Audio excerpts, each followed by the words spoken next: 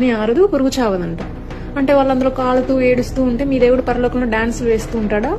అదేంటి అంటే తను సృష్టించిన ఆ మనుషులు నరకంలో కాలుతుంటే తెలియ పరలోకంలో మీతో పాటు డాన్సులు ఏదేదో అంటారు కదా చేస్తూ ఉంటాడా? దేవుడు లక్షణం అది కాదు కదా. దేవుడు అమ్మా డ్యాన్స్ చేసింది బైబిల్లో దేవుడు కాదమ్మా.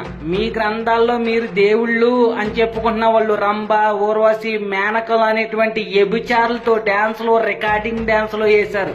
ఇంకా శివుడి గురించి అయితే చెప్పవసరం లేదు.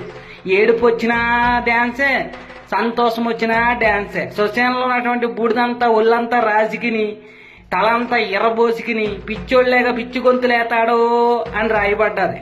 ఆ తర్వాత మీరు దేవుడు పండగ అని ఆ పండగ పేరు చెప్పి అశ్లీలతమైనటువంటి అమ్మాయిలు తీసుకొచ్చి అసభ్యకరమైనటువంటి డాన్సులు వేయించేది మీరు.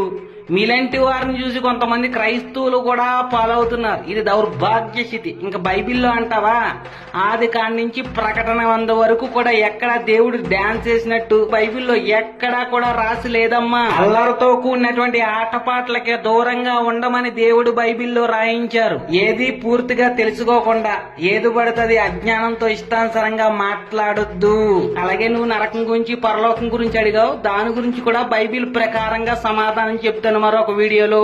ఇటువంటి వాళ్ళు పుడతారని తెలిసే పార్వతీదేవి చెప్పించింది ఆయన నోటి వెంటే. ఇక్కడ భూత ప్రేతములు ఉంటాయి, అవి ఇళ్లల్లోకి చొరబడతాయి. ఉన్నాయి కదా భూత పిశాచాలు, అందుకే కదా ఉత్తిష్టంతో భూత పిశాచాహ అంటున్నారు. అవి ఇళ్లల్లోకి వెళ్ళి భగవత్కార్యాలు చెడగట్టకుండా నేను అక్కడ తాండవం చేస్తుంటే అవి చూస్తుంటాయి.